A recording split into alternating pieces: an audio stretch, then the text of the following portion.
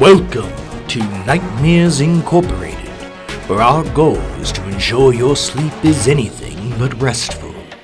So sit back, relax, and enjoy tonight's tale, entitled Barnaby.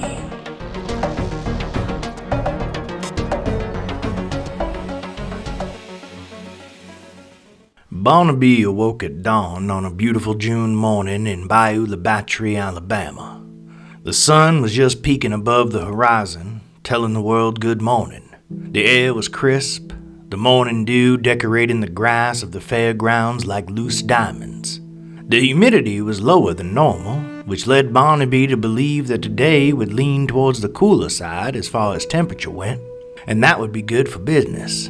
In Barnaby's experience, people liked going outdoors in the summertime, but liked it a whole lot more when they didn't feel like they were inside of an oven.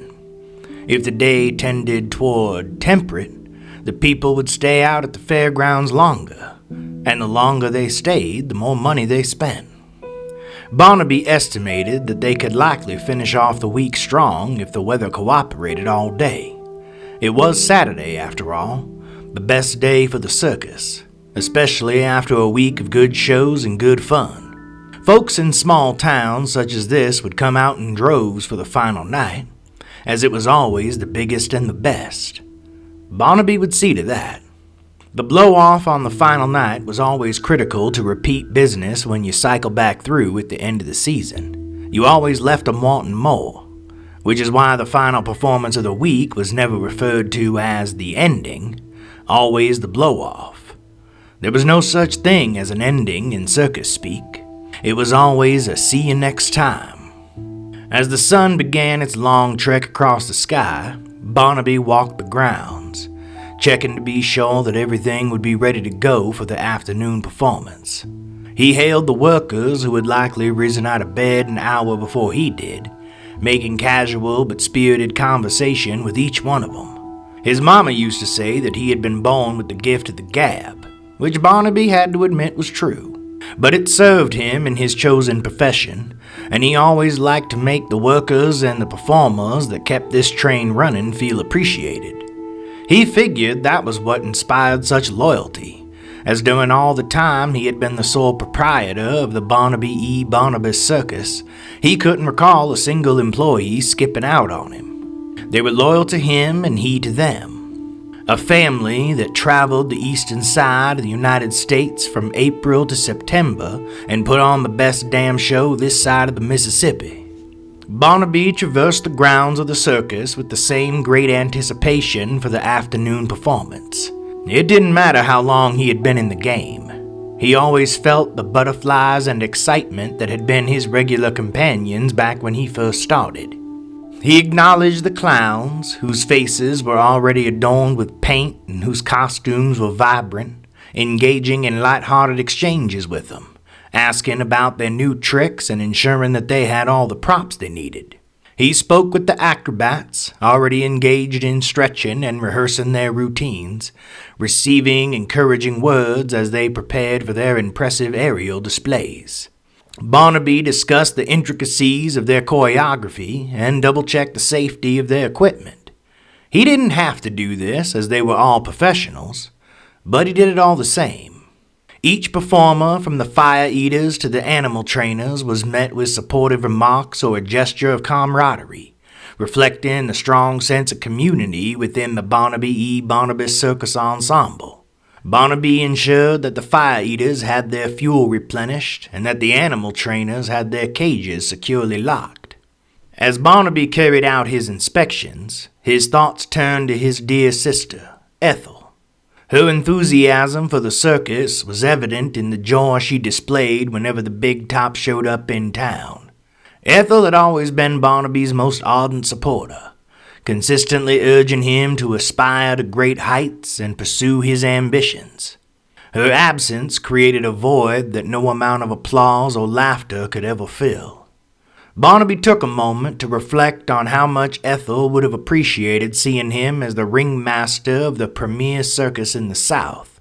During each and every performance, he envisioned her positioned in the front row, cheering with unparalleled vigor, her expression radiating pride.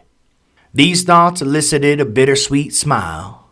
He deeply missed her presence and wished fervently that she could witness his achievements. Barnaby recalled when they were children, and how each summer she would insist that he take her to the circus at least twice, throwing a fit to beat hell if he refused. Yet he hardly ever refused Ethel anything. She was his kid sister, and he had loved her fiercely. It had shattered his heart when she had disappeared. He had been 18 at the time, and still, all these years later, he wondered about what had happened to her. If maybe, against all possible reason, she was still alive out there somewhere. 3 years or so after she had disappeared, Barnaby had founded the Barnaby Circus in the year of 1942. After his morning routine was done, Barnaby returned to his trailer and checked his appearance in the mirror. He was an old man, getting on about 75, but still in good health, feeling absolutely tip-top on most days.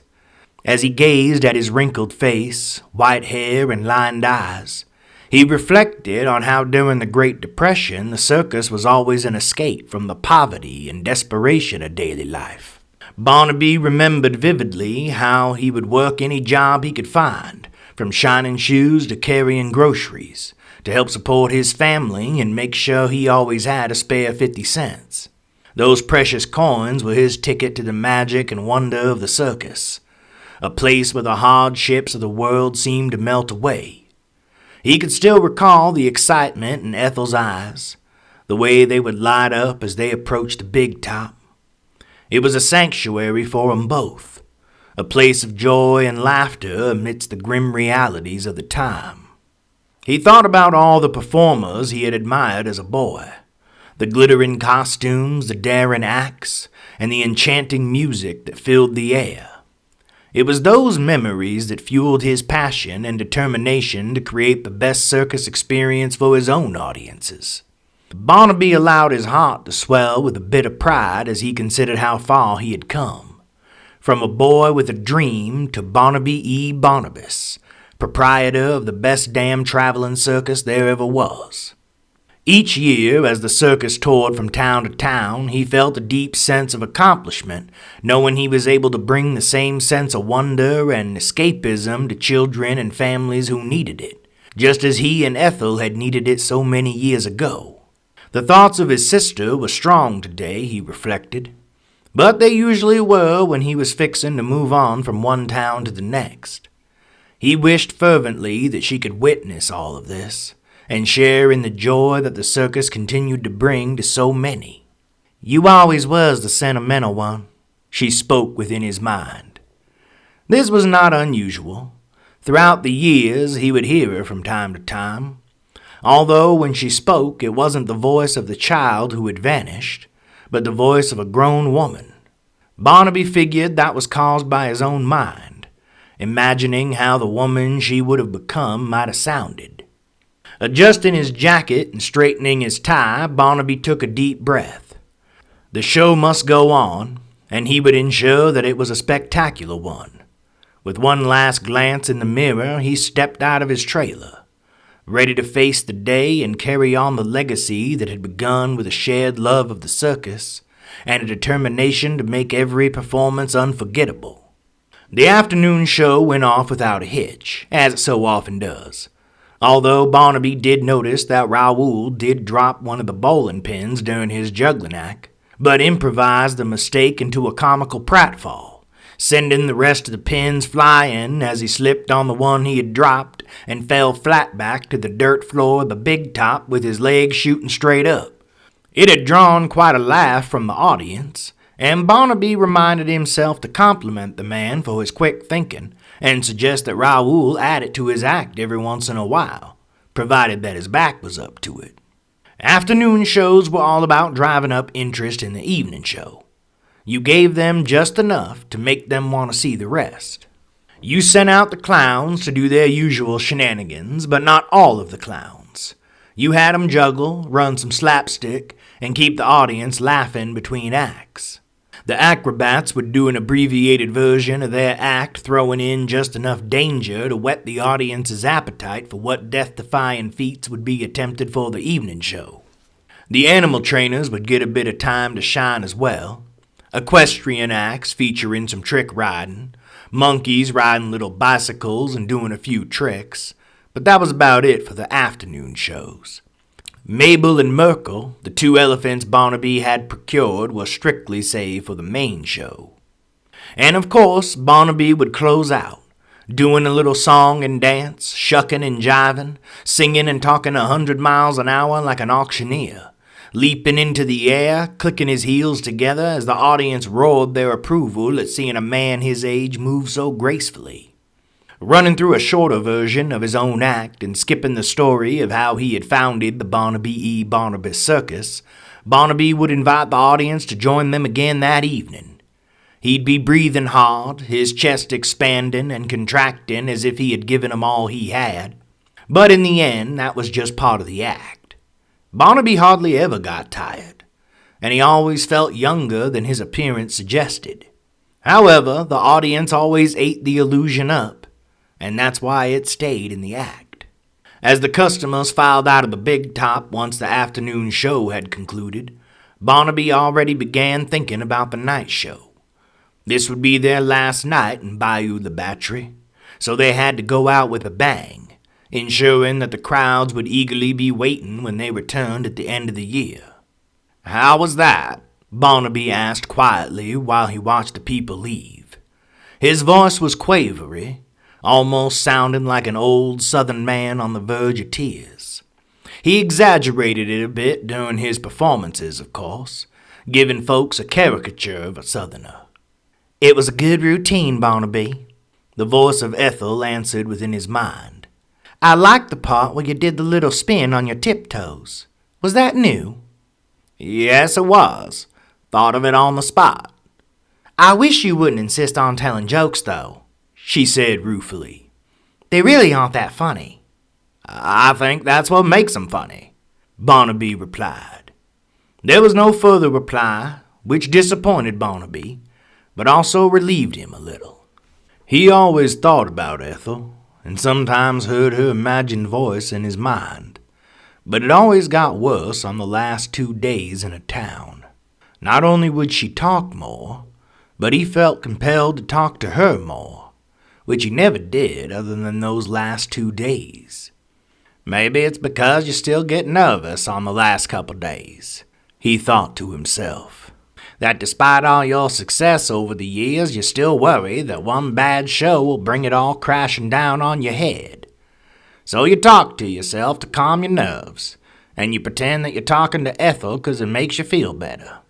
That's all it is." As the day progressed, the weather remained cool, and Barnaby and the ensemble prepared for the night show. The fairgrounds buzzed with activity as everyone pitched in, their excited chatter filling the air. Colorful banners fluttered gently in the late afternoon breeze, adding a festive touch to the surroundings. Barnaby ensured that the popcorn and the hot dogs were fresh, with the aroma of buttery popcorn wafting through the air and the sizzling sound of sausages cooking on the grill enticing even him. He also made sure that the snow cones, the pretzels, and the funnel cakes were being prepared properly, each treat contributing its own unique scent to the delightful olfactory medley. The refreshing smell of shaved ice mixed with syrup, the salty tang of pretzels, and the sweet fragrance of funnel cake mingled all together, creating an irresistible allure. The fairgrounds now had the scent of food and hay, the scent of the circus, and the air was full of the companionable laughter, talking, and occasional singing of the workmen and the performers. The Ferris wheel was illuminated with vibrant lights that gleamed even against the late afternoon sky, casting a magical glow over the entire area. Each ride sparkled like stars, beckoning thrill seekers and families alike. Barnaby made his final preparations, checking every stall and ride carefully, ensuring everything would run smoothly for the night's events. He stopped at the carousel, inspecting the intricately painted horses before moving on to the bumper cars, where eager children would be lining up. He exchanged friendly words with the vendors, ensuring them that all was in order. As he walked, the crunch of hay underfoot provided a comforting backdrop to the hustle and bustle around him. Finally, Barnaby breathed in deeply, satisfied that every detail had been attended to, ready to welcome the joyful crowd into a night of unforgettable experiences. As the customers began to arrive, Barnaby watched them come as he always did. It never failed to give him a thrill to see the couples, the families, and the singles file into the fairgrounds, ready for a night at the circus. "Looks like it's gonna be a full house tonight," Barnaby thought to himself. "Good way to close out the week." As more customers came, Barnaby estimated that there were at least 500 people, and still a few more coming behind that. The big top would be at capacity, the week of hard work and good fun having done its job, easily drawing the biggest crowd they had had in this little slice of Alabama. Yet there was something about a few of the people that were beginning to wander the fairgrounds that struck Barnaby as odd. He couldn't put his finger on it right away, but then it had come to him. Their clothes were wrong. They looked older than many of the others, almost like clothing he had seen in the 40s or the 50s. Nothing like what the rest of the folks were wearing in their mid-90s fashion. Raoul the clown was standing nearby, inflating the balloons that would be handed out to any child who wanted one, so Barnaby went to him with his observations. "Raoul?" Barnaby asked. "Yea, boss," Raoul replied at once, halting what he was doing and giving the diminutive ringmaster his full attention. He was a big old Cajun, broad-shouldered and thickly muscled, who had worked for Barnaby longer than he could rightly remember, and while the clown makeup should have looked wrong on such a big man, Barnaby always thought that it made him even more entertaining. "Do you see anything strange about some of them customers that showed up?" Barnaby asked. "What you mean strange, boss? You think you see someone looking to cause trouble?" "Nah, nothing like that. It's the clothes. Don't they look a little old-fashioned to you?" Raoul looked at the people who were perusing the different booths on the fairgrounds, the people buying the popcorn, or getting in line for the Ferris wheel, and then looked back at Barnaby. "Yea, boss. There seem to be folk wearing a few older-fashioned," Raoul said with a slight smile. "You don't think that's a little odd? We didn't see anyone dressed like that the rest of the week." "Easy last night, boss," Raoul replied. "The whole circus is themed after the ones you remember from your childhood, no? Maybe they want to play along on it last night." Barnaby hadn't considered that. He couldn't remember it happening in any other town before, but it seemed possible. He even thought that maybe he could start working that in for more audience participation. Maybe give discounts or something. "Yeah, you're probably right," Barnaby said at last. "You okay, boss?" Raoul asked him. "You seem a little anxious today." Just a final night nerves, I suppose," Barnaby replied. "I always get 'em." "Everything'll be fine, boss," Raoul said with a wider smile. "We gonna give 'em a show they don't ever forget." Barnaby smiled back at the big man, but his smile faltered a bit when he saw a strange look in Raoul's eyes. It didn't quite look like excitement for the coming evening, but almost like a form of mania. "You doing all right with these balloons there, big man?" Barnaby asked, wanting to ask the clown why he had such a crazy look in his eye, but deciding against it as he was probably just imagining things due to his own nerves. "Doing just fine, mon ami," Raoul said, the smile growing larger, the piercing gaze not wavering. "Just looking forward to the blow-off tonight. You gonna be something, Le Peton." "Yeah, I will be. Mabel and Markle are closing out the show along with the trapeze. Sandy and Cherie said they worked out something new. I hadn't seen it yet." They shared a few more friendly words before Barnaby excused himself to mingle a little in the crowd before they kicked off the show in the big top. In reality, he found that he just wanted to get away from Raoul for a bit. He wasn't sure why, but he was getting an odd feeling from the big man. And it didn't stop there. Barnaby found as he was mingling in the crowd that he was purposely avoiding spending too much time around the people who were dressed in an old-fashioned way. The first few he had made polite conversation with had seemingly had the same manic look in their eyes as Raoul did. A couple of them even spoke to him as if they were old friends, while Barnaby was sure he had never seen them before in his life. But none of that could be right. What the hell is wrong with me? Barnaby wondered. Is my mind starting to slip? Nerves are one thing, but I can't recall them ever being this bad. Barnaby, while navigating the fairgrounds and attending to the guests, continuously ensured all arrangements for the forthcoming show in the big top were finalized. His thoughts were preoccupied with numerous concerns and an underlying unease that had troubled him since this afternoon. He attempted to attribute this discomfort once more to mere nervousness, but the feeling persisted like a haunting whisper in the back of his mind.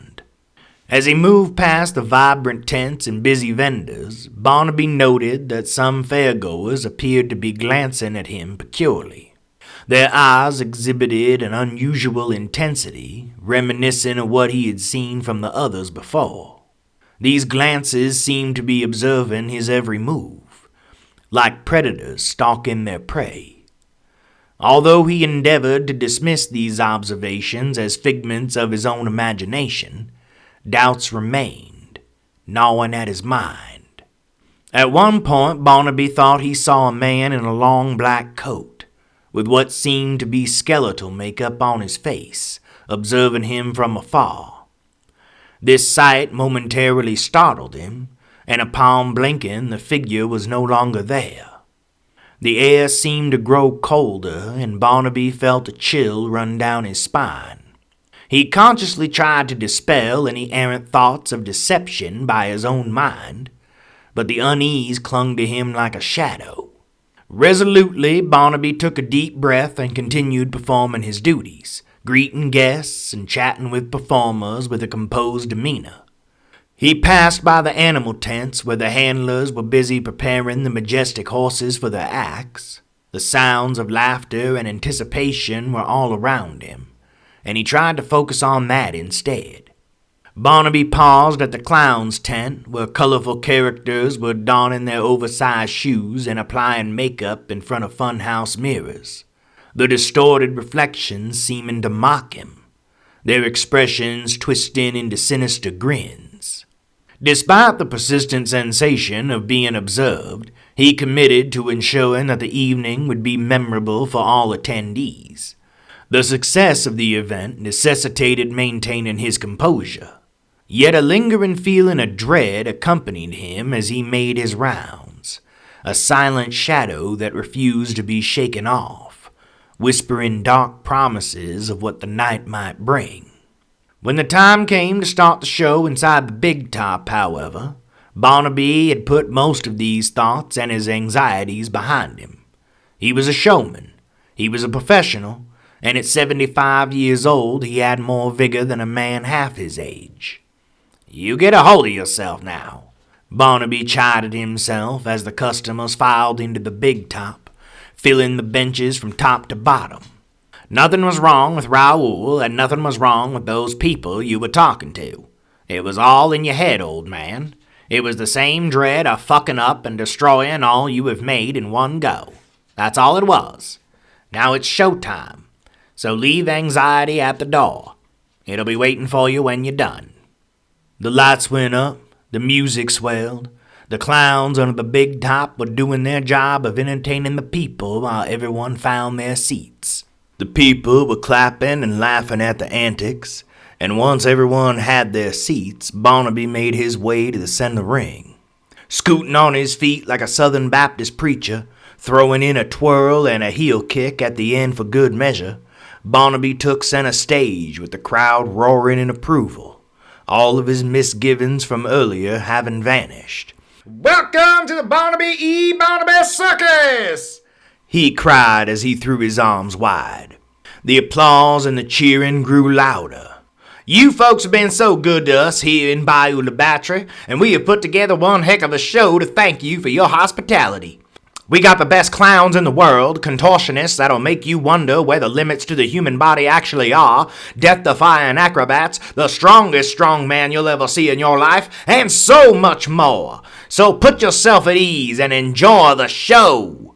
Barnaby stepped aside, and the first act, the clowns, took over the ring. Dressed in vibrant costumes with oversized shoes and red noses, they juggled colorful balls, danced in exaggerated movements, and performed slapstick routines that left the audience in stitches. The laughter was contagious, bouncing off the walls and tent of the big top, and the last of Barnaby's nerves melted away. He even caught sight of Raoul repeating his pratfall from earlier in the day, now having refined it so it came off even better. One of the other clowns tried to juggle torches, but was quickly shut down by a shorter clown wielding a fire extinguisher. Next up were the contortionists, their lithe bodies adorned in shimmering outfits. They twisted and turned in ways that seemed impossible, forming intricate human sculptures and weaving through hoops with agility and grace. Gasps and cheers erupted from the crowd as each performer pushed the limits of flexibility, creating shapes and poses that defied logic. Barnaby watched from the sidelines, their talent reaffirming the magic of the circus he had worked so hard to maintain. The acrobats followed with their first performance of the night, soaring through the air with breathtaking elegance. Clad in sparkling costumes, they leapt from trapeze to trapeze, performing somersaults and flips with a precision that left the audience breathless.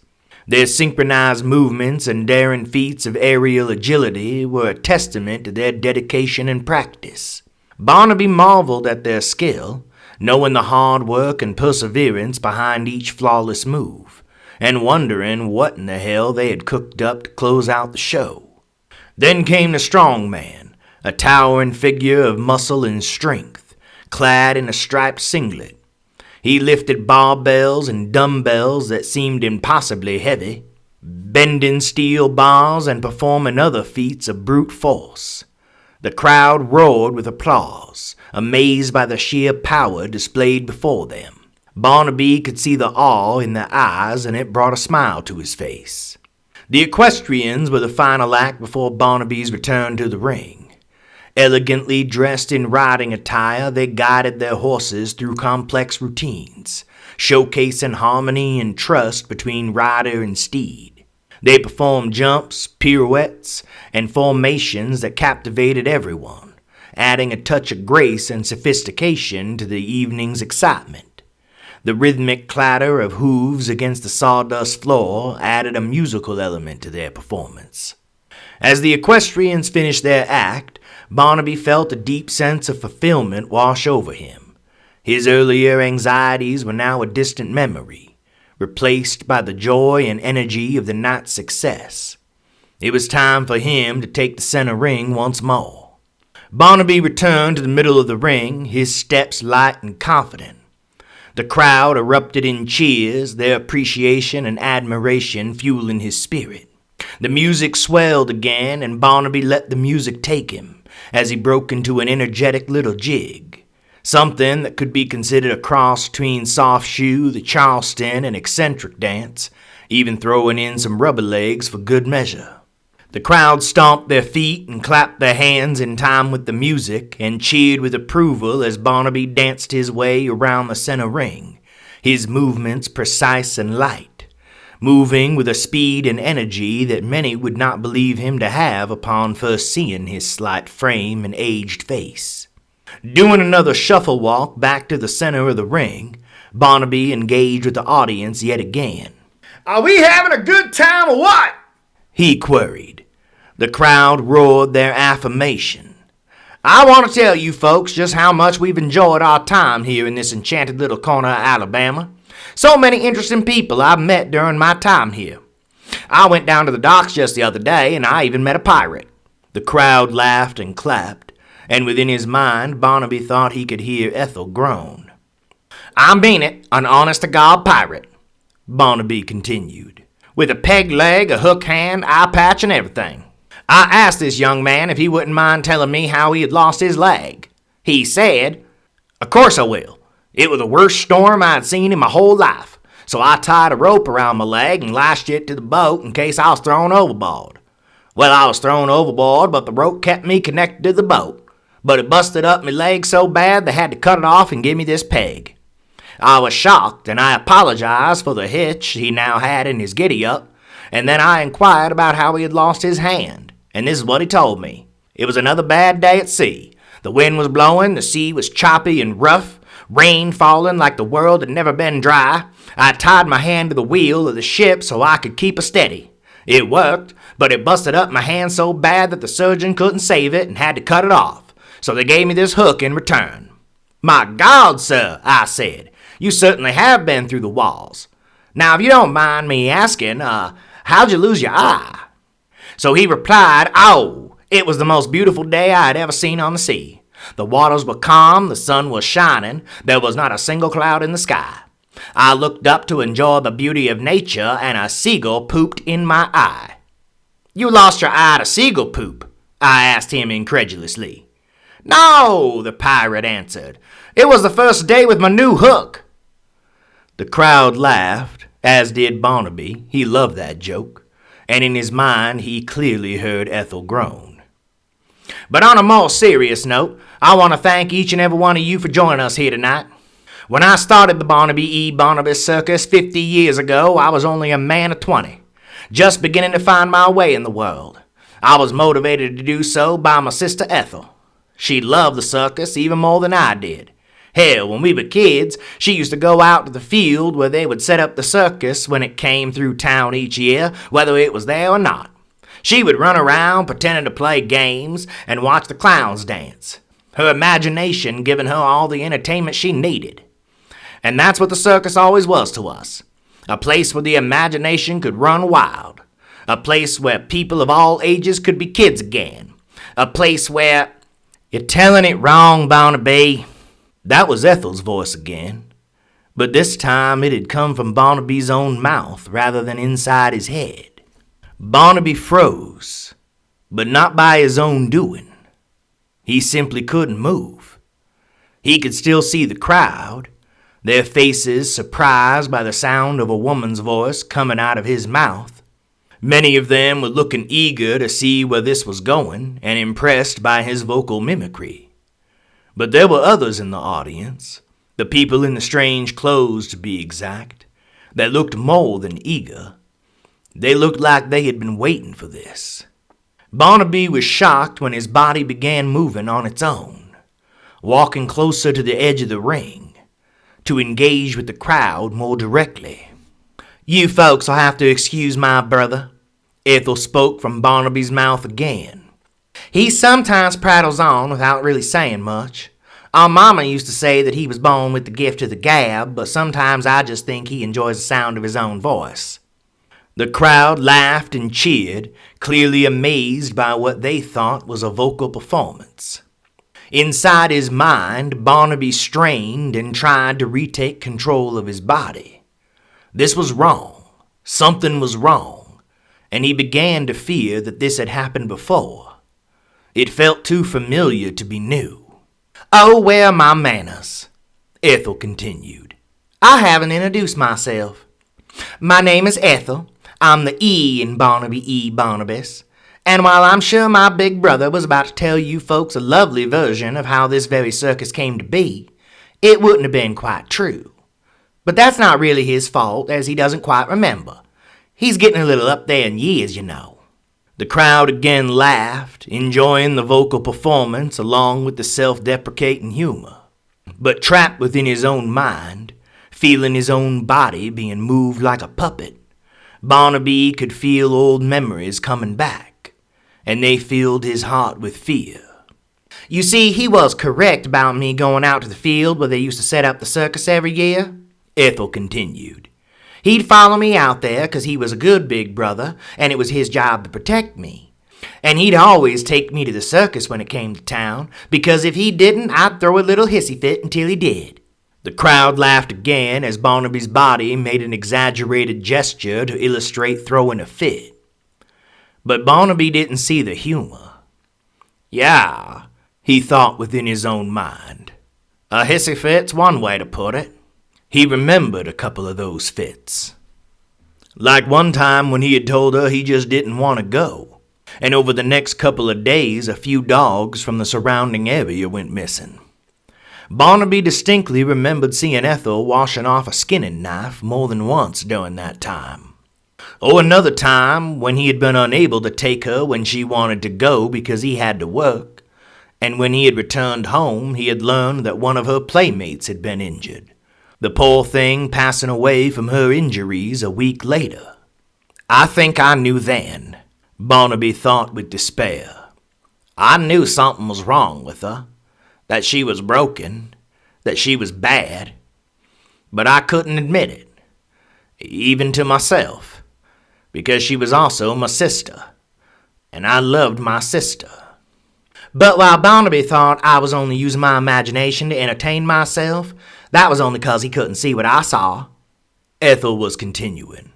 He didn't see the circus that had been set up just for me, and he didn't see the man that was there.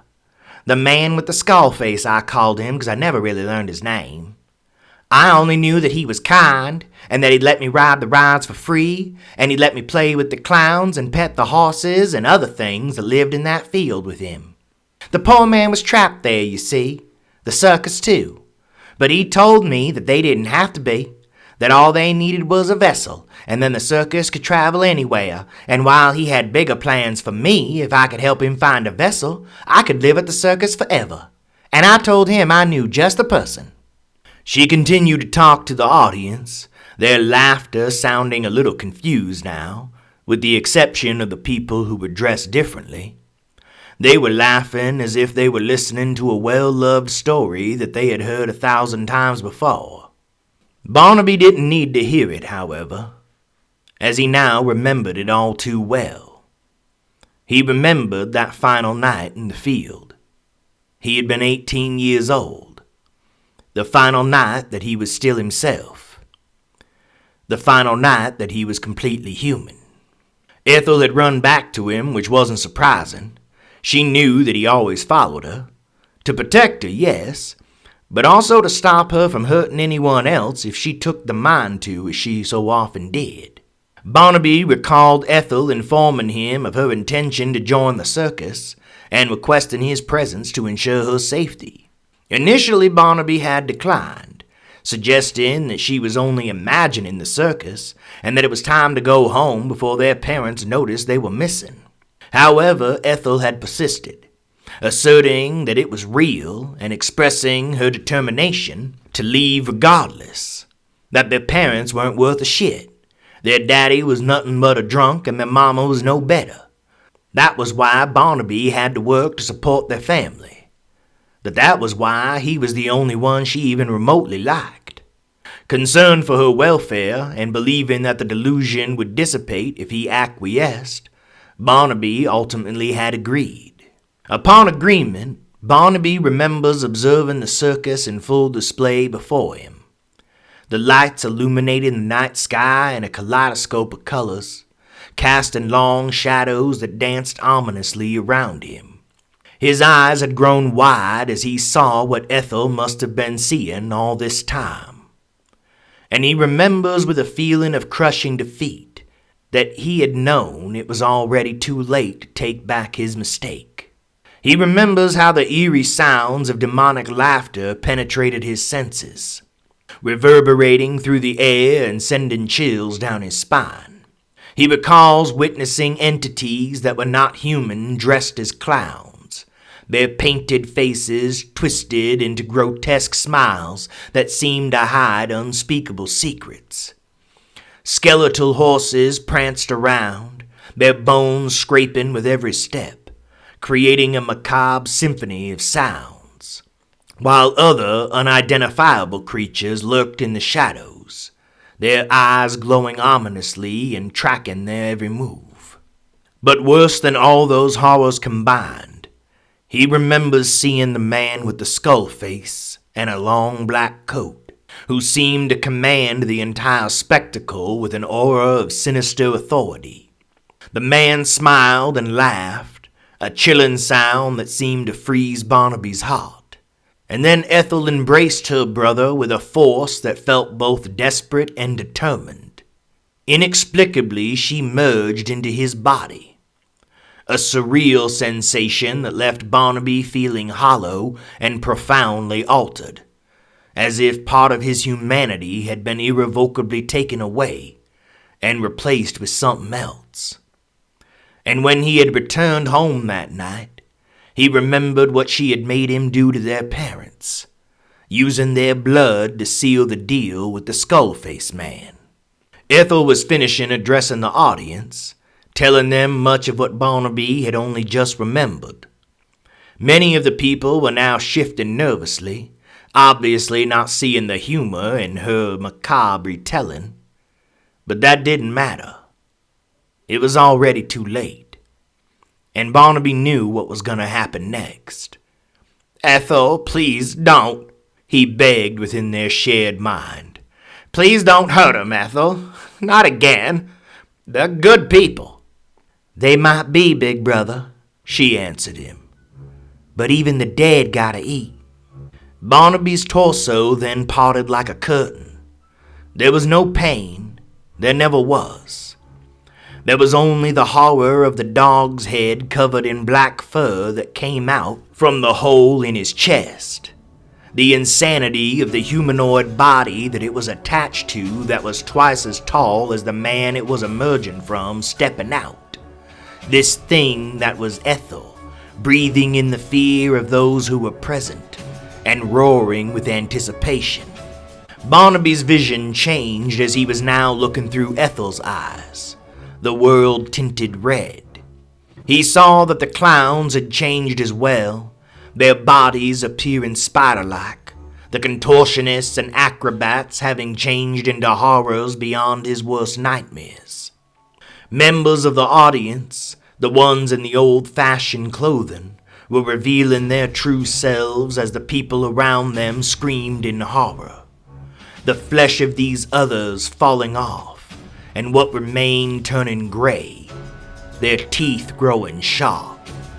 "No, please, God, no," Barnaby begged. Not again. Please, God, not again." But even before Ethel leapt into the crowd and began the frenzy, he had known that it was too late. It always ended the same way. Many people tried to run, but it was to no avail.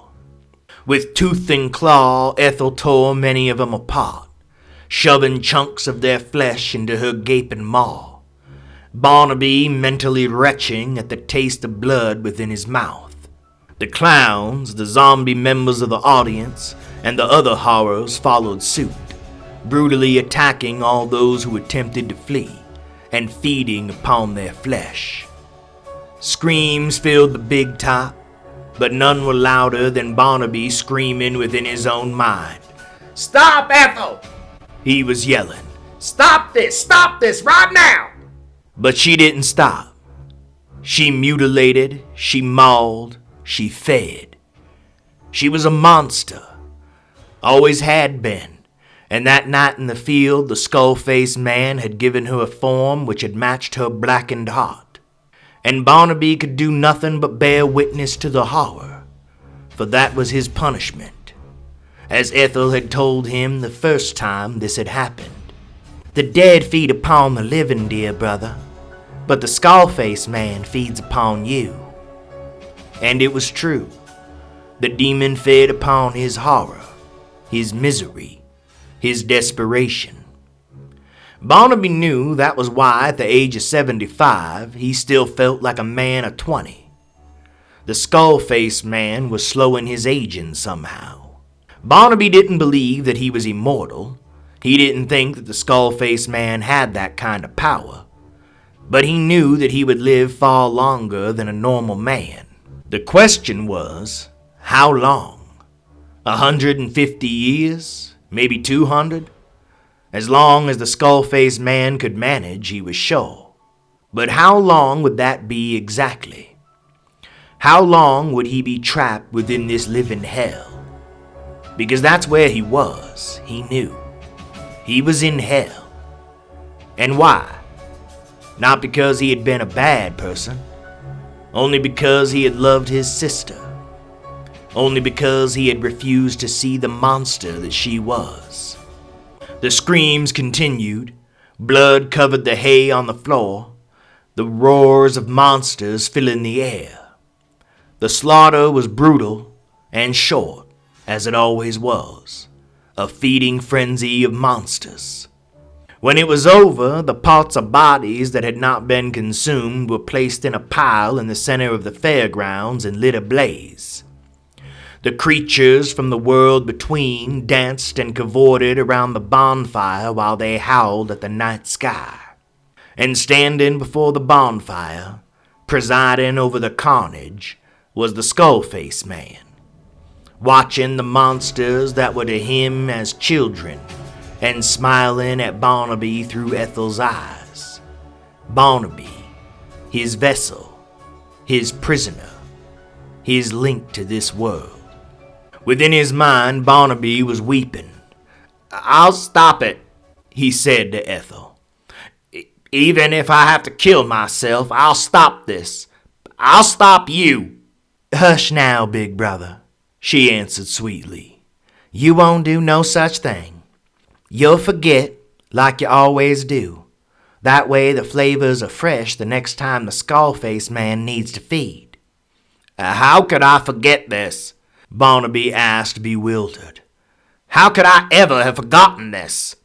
"Because when the dead feed, the living forget. Just like all the folks that live in this shitty little town will forget that the circus was ever here.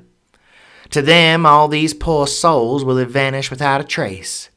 No one has ever heard of the Barnaby circus, big brother. That's why they enjoy the show so much. They've never seen it or even heard about it.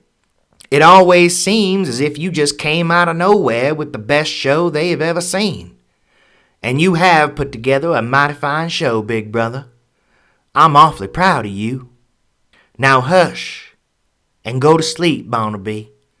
When the skull-faced man gets hungry again, you'll wake up in a new town, ready to start all over."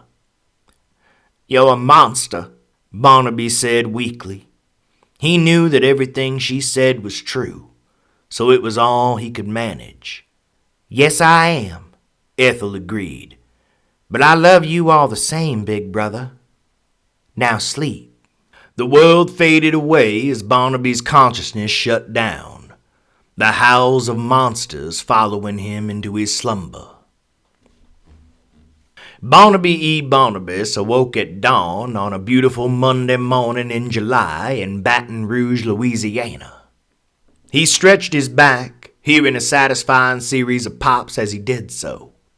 He expected to be sore, but he felt absolutely tip-top. In truth, he always did. But still, he expected to feel worn out, as he did not even remember breaking down the circus and traveling on Sunday. The humidity was thick this morning, indicating to Barnaby that today was likely to be a scorcher, but that was all right. Mondays were all about whetting the customer's appetite for what else the week would bring. That was the game, after all. You built anticipation all week and then finished strong on Saturday. If you did your job right, then they'd be packed to the rafters come Saturday night. Regardless of what the weather might do, it felt good to be back in Louisiana. Barnaby had grown up just 30 miles north of Baton Rouge in a small town called Demanche, a town of campfire stories and old folk tales. Tales of the voodoo bokor, those who serve with both hands, practitioners of white and black magic that could curse or cure on a whim. Tales of zombies and ungas. Tales of the humanoid dog-like creature, the rougarou, stalking the swamps, looking for fresh prey and lost travelers. But Barnaby's favorite campfire story had to be the one of the skull-faced man. Mostly because it wasn't a local legend, but something that his sister Ethel had made up. He remembered how she had told him that in life the skull-faced man had been a bokor for hire, but one of astounding power who only dealt in dark mojo, black magic. How he had stolen ancient rites from the underworld, from Baron Samedi himself. She told Barnaby how the skull-faced man had been able to curse his unfortunate victims with all sorts of misfortunes and maladies, many of them resulting in injury or death. How when the skull-faced man had died, God had deemed him too evil to go to heaven, and the Baron had barred his entry into hell as punishment for his theft. How he had been banished to the worlds between, a world of darkness and horrors beyond imagination. But how in that very void of eternity, the skull-faced man had encountered something that even the deities of earth feared, something that gave him the means to return to our realm. However, even though he was able to return, he was trapped in the field in which he had been run down and killed by the vengeful kin of his victims. That he needed a vessel if he was ever to leave and spread his evil, and the will of the one who had sent him back. A nasty story to be true, but Barnaby had admired her imagination. Maybe while he was in Louisiana, he would pay a visit to the old home place, pay his respects to his parents. They had drank themselves to death after Ethel had disappeared, or at least that's how he remembered it. It had all been tragic, but inevitable, he supposed. Maybe he could visit the old field where Ethel would play as well. The field where the circus had come every year and given him the idea to start his own. He could do those things, but in truth he knew he probably would not. He had not been within 15 miles of his home since he was 18. While he couldn't quite explain it to himself, he always felt a deep sense of guilt and shame every time he considered going home. It was as if something had happened there that he couldn't remember, or had chosen not to. Or maybe it was just that Ethel had disappeared from there, and he still missed her dearly. I sure do wish she could be here to see what I built in her honor, Barnaby thought to himself. I think she'd be proud. With warm thoughts about his lost but not forgotten sister, Barnaby headed out into the fairgrounds to begin preparations for the week, ready to give Baton Rouge 6 days and nights of fun and thrills that they would never forget. A week to show them why the Barnaby E. Barnaby Circus was the best damn traveling circus this side of the Mississippi. So it is here that we will leave Barnaby in his ignorant bliss. It is here that we will leave him for the cycle to play out again. But if you ever want to make a deal, mon ami, then pray, seek me out. You will discover that I am not hard to find.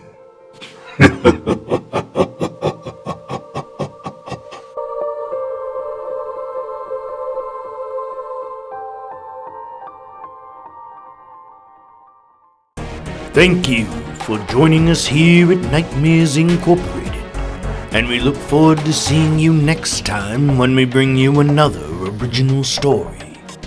Until then, sweet dreams.